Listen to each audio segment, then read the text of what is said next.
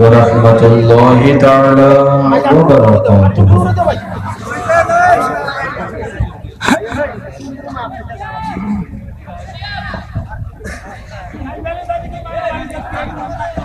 إن الحمد لله والصلاة والسلام على رسول الله والحمد لله رب العالمين والعاقبة للمتقين والصلاة على النبي الكريم وآله وأصحابه أجمعين أما بعد فأعوذ بالله من الشيطان الرجيم ببركة بسم الله الرحمن الرحيم إن الله وملائكته يصلون على النبي يا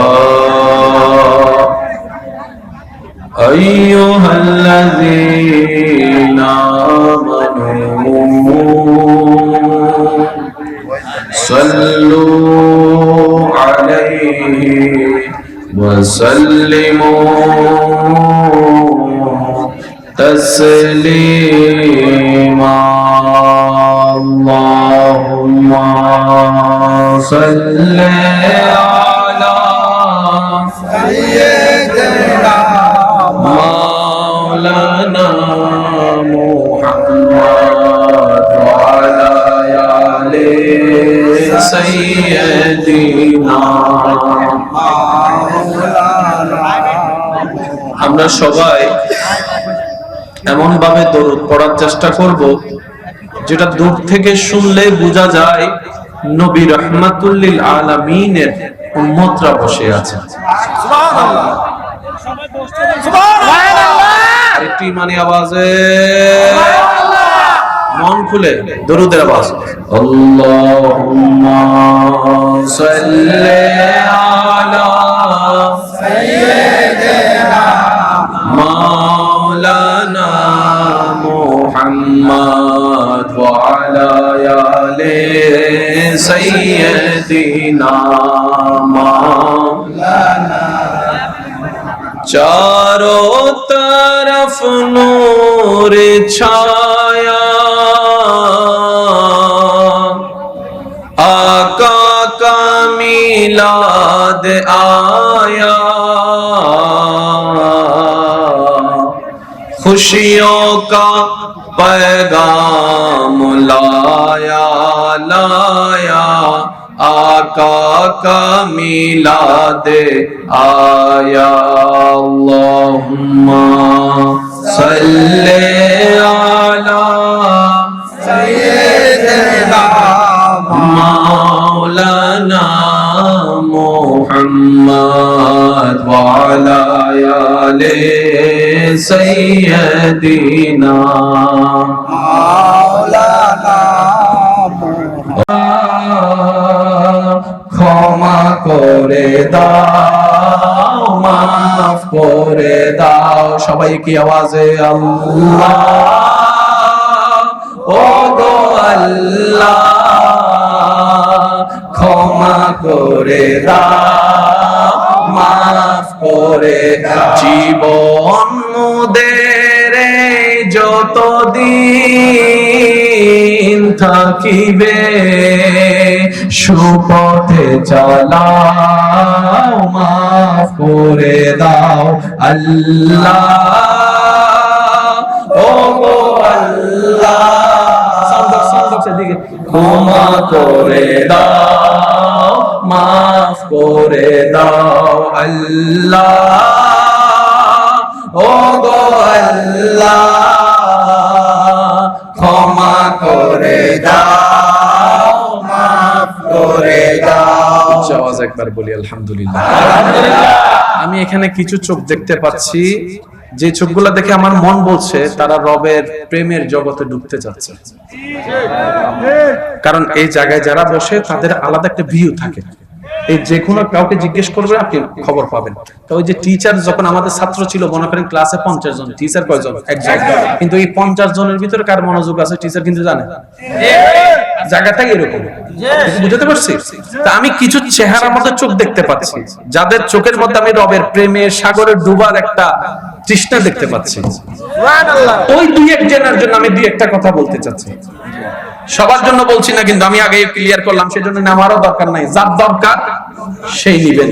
তবে মনে রাখবেন, রবের প্রেম ছাড়া পৃথিবীতে সাচ্চা কোনো প্রেম নাই। এত শান্তির, এত প্রশান্তির আর কোনো প্রেম নাই। কথা বলেন ঠিক কিনা? আরো জোরে বলেন ঠিক কিনা? ইসলাম কেন মানবো? নিজের লাভের জন্য। আচ্ছা, এখানে একটা কথা অ্যাড করি, যুবকরা, ফিলিস্তিনের উপর হামলা হচ্ছে না? আওয়াজ ছোট যে আরেকটু বড় লাগবে। এখন এই কথা যেটা বলতেছি, এটা যদি কেউ ফেসবুক ইউটিউবে দেয়, সেটা ওখানে রিপোর্ট মাইরা শেষ করে দিবে, জানি। তারপরেও বলবো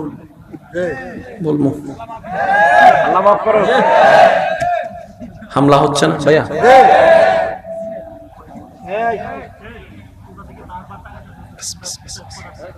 বাস, ফিলিস্তিনের উপর দিন দিন যে হামলা হচ্ছে সবাই দেখতেছে। ছবিগুলো ফেসবুকে দিয়ে প্রতিবাদ করলে ওই আইডিটাই নষ্ট করে দিচ্ছে, ওই পোস্টটাই নষ্ট করে দিচ্ছে। আমি সবাইকে সাথে নিয়ে আজকে একটা কথা বলতে চাই। তোমাদের মুখে মানবতা শব্দটা মানায় না। মানবতা শব্দের লেকচার তোমাদের মুখে মানায় না। মানবতার অধিকারের কথা তোমাদের শব্দে, তোমাদের মুখে আর মানায় না। ফিলিস্তিনের ছোট্ট ছোট্ট মাসুম বাচ্চারা, দুধের বাচ্চাদেরকে বোমা মেরে তোমরা যে হত্যা করছো, তোমাদের মতো জালিমের মুখে মানবতার কথা মানায় না। ডান হাত তুলে দেখাই, বলো ঠিক কিনা ভাইয়েরা?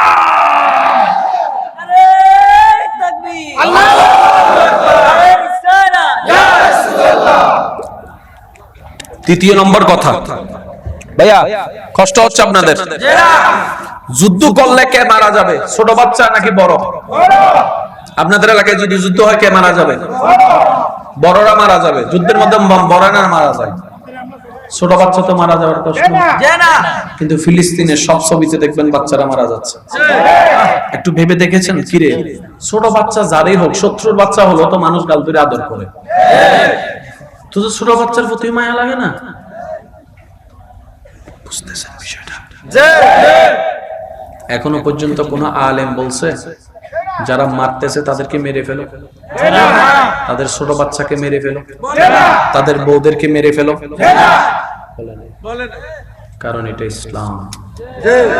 আমাদের নবী রাহমাতুল্লিল আলামিন যুদ্ধের ময়দানে যাওয়ার আগে সব সাহাবাকে বললেন, খবরদার কোন ছোট বাচ্চা যেন হামলার শিকার না হয়, কোন ঘরের বউ যেন হামলার শিকার না হয়, কোন মহিলা যেন হামলার শিকার না হয়, কারণ দোকান ঘর বাড়ি যেন হামলার শিকার না হয়। ওলামায়ে কেরামের মওজুদিতে আমার যুবক ভাইদের জ্ঞাতার্থে একটা বিষয় আজকে আমি আপনাদেরকে জানাই রাখি। ইসলামে অনেক যুদ্ধ হয়েছে সত্য, উহুদের যুদ্ধ, বদরের যুদ্ধ, খন্দকের যুদ্ধ। ওলামায়ে কেরামকে সাক্ষী রেখে একটা কথা বলি, একটা যুদ্ধ আমাদের নবীর পক্ষ থেকে যায় নাই। আবার বলছি শুনুন, আমাদের নবীর পক্ষ থেকে একটা যুদ্ধ যায় নাই। তাহলে এতগুলো যুদ্ধ হলো কিভাবে? শুনুন, পুরাঙ্গটা মিলাইলে বুঝতে পারবেন। ইসলামের প্রথম যুদ্ধের নাম কোন যুদ্ধ? বদর। জোরে বলেন না। যখন বদর যুদ্ধের জন্য তারা আসতেছে, তখন আপনার আমার নবী কোথায় ছিলেন? জোরে বলেন না। মদিনা শরীফে কোথায় ছিলেন? তো যুদ্ধ তো মদিনা শরীফে হওয়ার কথা। মদিনা থেকে 70 মাইল দূরে বদর হলো কেন? তার মানে মাঝখানে কিছু একটা ফেস আছে। এবার আমি বলছি, ও যুবক, আজকে থেকে প্রাউড ফিল করতে পারবা। যুদ্ধ কেউ পছন্দ করে না। কোন সুস্থ মানুষ যুদ্ধ পছন্দ করে না। আরে যেখানে আমরা ডিভোর্স পছন্দ করি না, যুদ্ধ কেন পছন্দ করব? শুনেন, নবীজিকে হত্যা করার, নবীকে আক্রমণ করার জন্য তারা যখন 1000 বাহিনী বের হয়ে গেছে, ভাইয়া অনুরোধ করছি, নবীজির উপর টার্গেট করে যখন তারা মক্কা থেকে বের হয়ে গেছে, নবী তখন মদিনায়। তো নবীজি যখন দেখলেন তারা আমাকে হামলা করতে গিয়ে অটোমেটিক স্বাভাবিক মানুষের ঘরে হামলা করবে, দোকানে হামলা করবে, বাচ্চার মধ্যে হামলা করবে, মানুষের ঘরের বউয়ের মধ্যে হামলা করবে। আমি নবী চাই না আমার কারণে কারো কোনো ক্ষতি হোক। আমি মদিনা ছেড়ে সামনে চলে যাচ্ছি। নবীজি বের হওয়া শুরু করলেন। সাহাবায়ে কেরাম বলেন, ইয়া রাসূলুল্লাহ, আপনি একা যাবেন কেন? আমি যাব। সুবহানাল্লাহ বলেন না। আরেকজন বলে, আপনি একা যাবেন কেন? আমি যাব। আরেকজন বলে যে তলোয়ার কই? তলোয়ার লাগতো না, যতক্ষণ জান আছে নবীর পক্ষ থেকে কাজ করে যাব, ইসলামের পক্ষ থেকে কাজ করে যাব। সুবহানাল্লাহ, সুবহানাল্লাহ, সুবহানাল্লাহ। একজনে বলে যে যুদ্ধের বললাম নাই, কেমনে যুদ্ধ করবা? তাদের তো অনেক বললাম, তাদের তো অনেক ঘোড়া আছে, তাদের তো অনেক যুদ্ধ সামগ্রী আছে, তোমাদের তো কিচ্ছু নাই, 313 জনের বহর, কি এমন করে তরাই ফেলবা? সাহাবায়ে কেরাম বলে, আরে এগুলা তোমরা বুঝবা না, এক শক্তি, এক যুদ্ধ করতে হয় দেহের শক্তি দিয়ে। আমরা মুসলমানেরা সাহাবায়ে কেরাম যুদ্ধের ময়দানে যাচ্ছি দেহের শক্তি দিয়ে নয়, ঈমানের শক্তি দিয়ে। নারে তাকবীর, আল্লাহু আকবার, নারে রিসালাত, ইয়া রাসূলুল্লাহ, মুকাররম বারি সাহেব জিন্দাবাদ। একটা গুড নিউজ আছে, শুনবেন? তারা মুসলমানকে শেষ করার জন্য বোম দিতেছেন।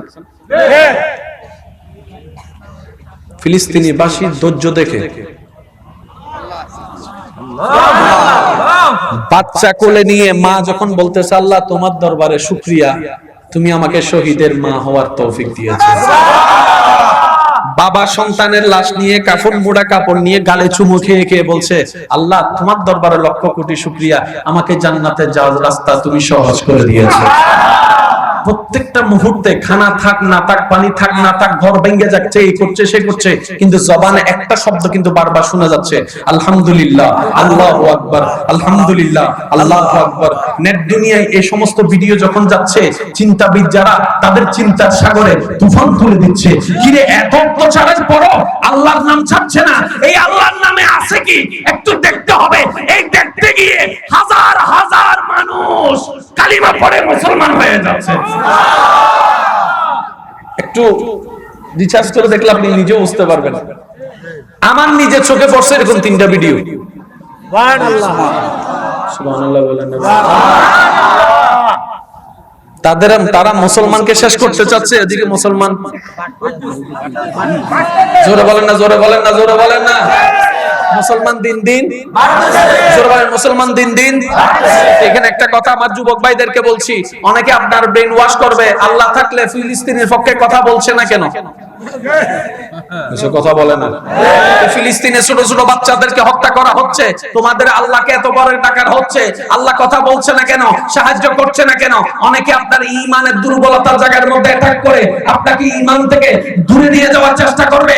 একটা কথা মনে রাখবেন, এই ফেরাউন মূসা নবীর উপর অনেক অত্যাচার করেছে।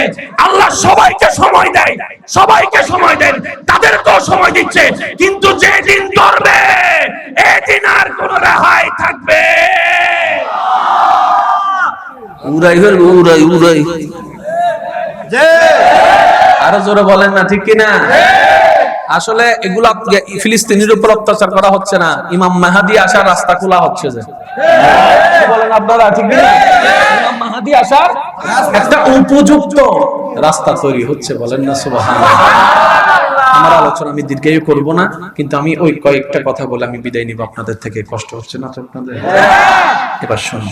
এবার শুনুন, আল্লাহ আমাদের থেকে চাই কি? আল্লাহ আমাদের থেকে চাই কি?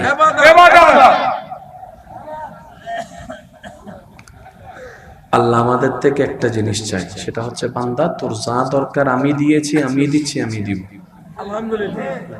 তুই শুধু আমাকে খুশি করে চল। সুবহানাল্লাহ বলা যাবে? আমি যদি বলি শুধু নামাজ, তাহলে প্রশ্ন একটা থেকে যাবে, রোজা লাগবো কেন? যদি বলি যে নামাজ রোজার জন্য আল্লাহ আমার থেকে চাচ্ছে নামাজ রোজা, তাহলে আমি হজ করবো কেন? প্রশ্ন এটা থেকে যাবে। আমি যখন বলবো যে আল্লাহ আমাকে বলছে, আপনাকে বলছে, আমাদেরকে বলছে, বান্দা তোর যা দরকার আমি দিয়েছি, আমি দিচ্ছি, আমি দিব, তুই শুধু আমাকে খুশি করে চল। তাহলে আমাদের একটা আওয়াজটা দেন তো, আমাদের একটাই কাজ, আল্লাহকে কি করা? খুশি করা। আশা করি চেয়ারম্যান সাহেব একটু মনোযোগ দিবেন। আশা করি এখানে অনেক কিছু সমাধান কিন্তু এই শব্দটার মধ্যেই আছে। অনেক বিজ্ঞ ব্যক্তিরা এখানে আছেন, অনেক সরকারি পদে বলেন, রাজনীতির পদে বলেন, অনেক ব্যক্তিরা এখানে আছেন। আমি সবার একটু মনোযোগ চাচ্ছি। আপনাদের নিম্ন কর্ম যারা আছে, কর্মী যারা আছেন, তাদেরকে বিষয়টা একটু শিখিয়ে দিবেন, তাহলে সোনার বাংলাদেশ আমরা আশা করতে পারি অতি শীঘ্রই। কারণ দিন দিন যেগুলা বাড়ছে সেগুলা জনসংখ্যা, মানুষ নয়। মানুষ আলাদা, জনসংখ্যা আলাদা। একটু আওয়াজ দেন না রে ভাই, ঠিক না? এবার আওয়াজ দিয়ে বলেন, জনসংখ্যা দরকার না মানুষের দরকার? আর মানুষ তো কখনো কারো জায়গা জুলুম করে দখল করতে পারে? মানুষ তো মা বাবাকে বৃদ্ধাশ্রমে রেখে আসতে পারে। যারা রেখে আসতেছে ওদেরকে যদি আপনি মানুষ মনে করেন, এটা আপনার ব্যক্তিগত ব্যাপার, কিন্তু এটা মানুষের সত্যের মধ্যে পড়ে। কষ্ট হচ্ছে না তো? একটা হচ্ছে মানুষ আর একটা হচ্ছে জনসংখ্যা। এবার একটু খেয়াল করেন, আল্লাহ আমাদের কাজটা কি? আল্লাহকে খুশি করা। এবার আমি বলতে থাকবো, আপনারা শুধু বলতে থাকবেন সুবহানাল্লাহ। কি বলবেন? সুবহানাল্লাহ। এত আস্তে আওয়াজে, আর একটু জোরে আওয়াজে বলি। এবার কেউ যদি আপনাকে প্রশ্ন করে 5 ওয়াক্ত নামাজ পড়ছো কেন, আপনি উত্তর দিবেন আমার রবকে খুশি করার জন্য। কেউ যদি জিজ্ঞেস করে ঠান্ডা পানি দিয়ে শীতের সকালে ওযু বানাচ্ছ কেন, উত্তর একটাই, আমার রবকে খুশি করার জন্য। পাশ থেকে যদি প্রশ্ন আসে দুপুর বেলায় তৃষ্ণা বুকে নিয়ে রমজানে তুমি কিছু খাচ্ছ না কেন, উত্তর একটাই, আমার রবকে খুশি করার জন্য। নিজের লক্ষ লক্ষ জমানো টাকা দিয়ে তুমি হজ করতে যাচ্ছ কেন, রবকে খুশি করার জন্য। নিজের টাকা যাকাতের মাধ্যমে বিলিয়ে দিচ্ছ কেন, উত্তর একটাই, রবকে খুশি করার জন্য। এবার প্রশ্নকারী প্রশ্ন করে তুমি রবকে খুশি করতে চাচ্ছ কেন, তখন সেই বান্দা উত্তর দেয়, আমি এতদিন বোকা ছিলাম, তাই সুখ খুঁজে লাথি খেয়ে এসেছি, সুখের দেখা পাই নাই, সুখের দেখা পাই নাই, শান্তির দেখা পাই নাই। আমি যেদিন থেকে বুদ্ধিমান হয়েছি আসল জায়গা খুঁজে পেয়েছি। সুখ তো আমার রবের দরবার থেকে আসে, সুবহানাল্লাহ। শান্তি তো আমার রবের দরবার থেকে আসে। তাই আমি দুনিয়াতেও শান্তি চাই, কবরেও শান্তি চাই, হাসরেও ইজ্জত চাই, জান্নাতেও শান্তি চাই। সেজন্য শান্তিদাতাকে খুশি করার জন্য নেমে গিয়েছি, সুবহানাল্লাহ। এবার আমি বলতে থাকবো, আপনারা সুবহানাল্লাহ বলতে থাকবেন, আর প্রত্যেকটা কথা মিলাতে থাকবেন। দেশের জন্য, সমাজের জন্য কি কি উপকার এখানে লুকায়িত আছে। এবার প্রশ্নকারী প্রশ্ন করে নামাজ পড়ছো কেন, উত্তর একটাই, আমি 5 ওয়াক্ত নামাজ পড়ি আমার রবকে খুশি করার জন্য। আমি হজ করি আমার রবকে খুশি করার জন্য। আমি যাকাত দিই আমার রবকে খুশি করার জন্য। আমি রোজা রাখি আমার রবকে খুশি করার জন্য। এবার প্রশ্ন করে তুমি বড়কে সম্মান কেন করো, উত্তর একটাই, আমার রবকে খুশি করার জন্য। তুমি ছোটকে স্নেহ কেন করো, উত্তর একটাই, আমার রবকে খুশি করার জন্য। নিজের কোনো ইনকাম নাই, মা বাবাকে রাখছো কেন করে, রবকে খুশি করার জন্য। বউকে যৌতুক নিচ্ছ না কেন বউয়ের থেকে, আমার রবকে খুশি করার জন্য। স্বামীর অবাধ্য হচ্ছ না কেন, রবকে খুশি করার জন্য। যে জায়গা পায় তাকে জায়গা দিয়ে দিচ্ছ কেন, রবকে খুশি করার জন্য। যে টাকা পায় তাকে টাকা দিয়ে দিচ্ছ কেন, রবকে খুশি করার জন্য। গালি শুনো, গালি দিচ্ছ না কেন, রবকে খুশি করার জন্য। মারার ক্ষমতা থাকার পরও হাতটা বন্দি করে রেখেছে কেন, আমার রবকে খুশি করার জন্য। আল্লাহু আকবার। উচ্চ আওয়াজে একবার বলি মারহাবা। নামছি কারে খুশি করতে, একটু জোরে বলেন, নামছি কারে খুশি করতে। ঘরে এসে দেখি মা খুশি। আমি আসলে হয়তো বুঝাইতে আমি ব্যর্থ হচ্ছি, আপনারা ঠিক আছে, আমি ব্যর্থ হচ্ছি। ঘরে এসে দেখি মা খুশি। মা তুমি খুশি কেন, তুই আমার খুশি করছস বেটা। আমি তো খুশি করতে নামছি আল্লাহ রে, তুমি কোন দিকে খুশি হয়ে গেলা। ভিতরের রুমে যাইয়া দেখি বউ আমারে জড়াই ধরছে। কিতারে যে বউ দেখলে ঝগড়া লাগলে খাবার মধ্যে মরিচ বাড়াই দেয়, আজকে দিকে হে এসে জড়াই ধরছে। কিতারে বউ, তো তুমি আমারে খুশি করছো। জামাইয়া কয় কি হইতাছে এগুলা, খুশি করতে নামছি একজনরে। মা খুশি, বাপ খুশি, বউ খুশি, ফোলা খুশি, ভাই খুশি, বন্ধু খুশি। এর ব্যাপারটা কি তারে?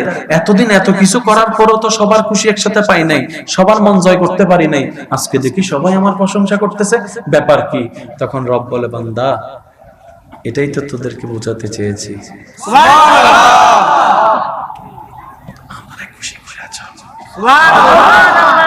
তোর আশেপাশে যারা আছে তাদেরকে খুশি হই আল্লাহ করে।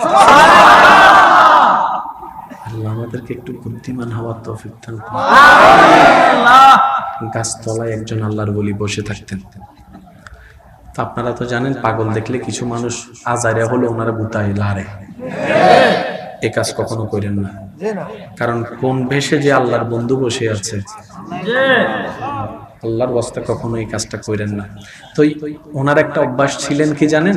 যেই ওনাকে কটু কথা শোনাতো, উনি সাথে সাথে সিজদায় পড়ে তার পক্ষ হয়ে আল্লাহর কাছে মাপ চাইতো। উনি উনিকে যতই গালি দিত, উনি সবার পক্ষ হয়ে কাজ করত। তাই একজন এসে জিজ্ঞেস করে, আপনি বদদোয়া না দিয়ে ওনাদের জন্য দোয়া করছেন কেন? সেদিন তিনি উত্তর দিচ্ছেন, আমি কার জন্য বদদোয়া করব? সবাই তো আমার রবের বান্দা, সবাই তো আমার নবীর রাহমাতুল লিল আলামিনের উম্মত। আমি বদদোয়া কারে দিব? আর আমার রব বদদোয়াকারীকে ভালোবাসে না, ক্ষমাকারীকে ভালোবাসে। আমার নিয়ত রবকে খুশি করা, তাই তো হাজার লাখ মাটির নিচে দাফন করে রবকে খুশি করার কাজে নেমে গিয়েছি। বলেন না সুবহানাল্লাহ? আর একটু জোরে বলেন না সুবহানাল্লাহ? সত্যি করে একটা কথা বলেন, এই কথাগুলো শুনতে একটা শান্তি আছে না নাই? যদি করতে পারেন তা আপনার না শান্তি দরকার? গাইলের পরিবর্তে গাইল দিয়ে তো অনেক দেখছেন, আমি কাটা আয়, এত সাহস থাকলে তুই পিছনে আয়, ল পিছনে আয়। কেউ আপনাকে গালি দিচ্ছে তো ফেসবুকে ইউটিউবে যেখানে গালি দিচ্ছে, আপনি শুধু সামনে যাবেন, আসসালামু আলাইকুম, আপনার গালিটা অনেক সুন্দর হয়েছে ভাইয়া, আরেকটা দেন, আরেকটা দিতে বলেন তো, দিতে বলেন। ঝগড়া কেমনে হয় জানেন? শুনেন, একটু হাতটা খেয়াল করেন, ঝগড়া কেমনে হয়।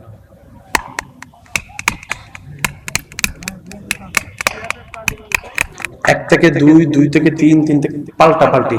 এবার আপনাকে আমি দিতেই আছি গাধা, গরু, ছাগল, আপনি শুধু এমনি আরো দাও, আরো দাও, আরো দাও। 1 মিনিট পর আমার লজ্জায় চলে আসবে। ফুটবল খেলা কেন মজা লাগে জানেন? ইতে এদিকে মারে, ইতে এদিকে মারে।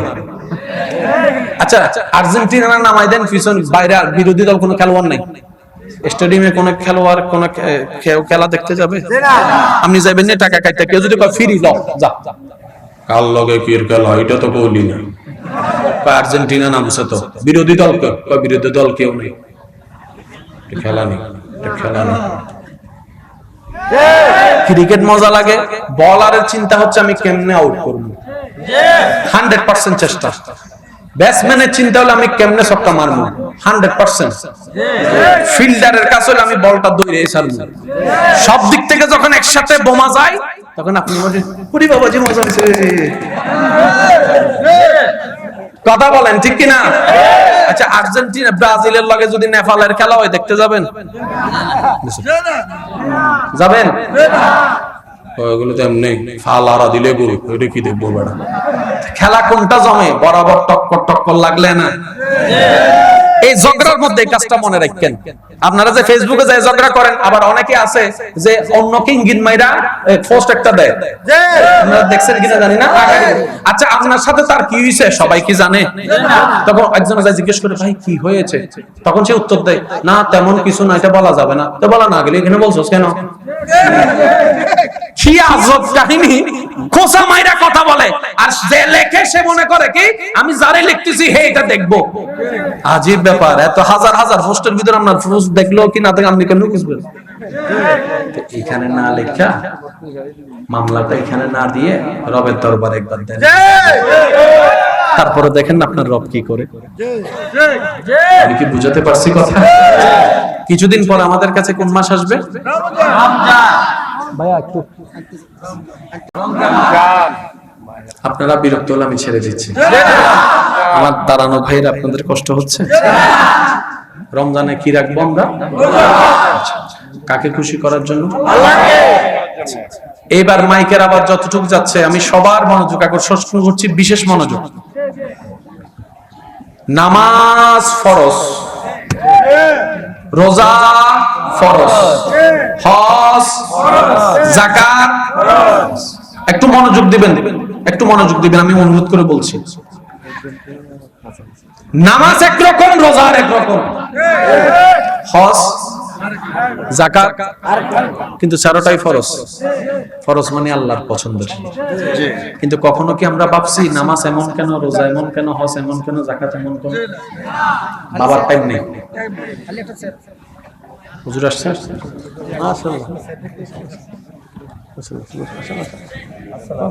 একটু সামনের দিকে আসুন, এদিকে চলে আসুন। না না, এদিকে চলে আসুন। একবার বলি আলহামদুলিল্লাহ। কষ্ট হবে না তো আপনাদের? এটা বলে আমি শেষ করে দিচ্ছি, আর বেশি করে যাব না। হজ ফরজ, কিন্তু জীবনে একটু বলেন না, তাও কার উপর? সামর্থ্যবানের উপর, সবার উপর না। যাকাত ফরজ বছরে একবার, তাও কার উপর? সামর্থ্যবানের। রোজা ফরজ বছরে একবার, তাও কার উপর? সামর্থ্যবানের। কিন্তু নামাজ ফরজ 6 মাসে,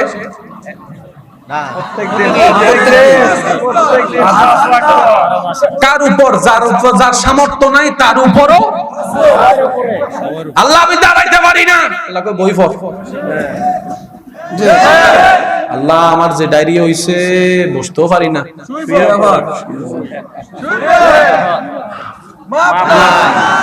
এতটুকু যারা বুঝতে পেরেছেন তার একবার বলি মারহাবা।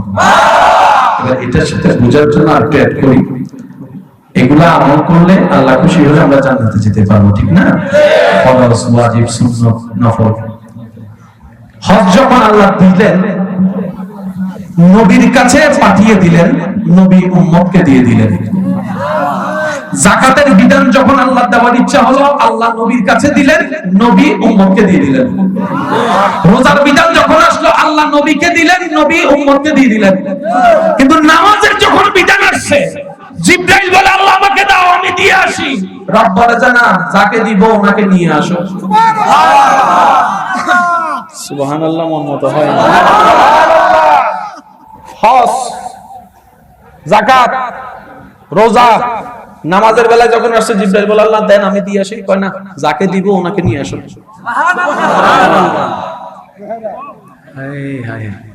কত হিকমত খেয়াল করতেছেন? সুবহানাল্লাযী ইয়াসরা বিআবদিহি লাইলাম মিনাল মাসজিদিল হারাম ইলাল মাসজিদিল আকসা সুম্মা দানা ফাতাদাল্লা। সুবহানাল্লাহ।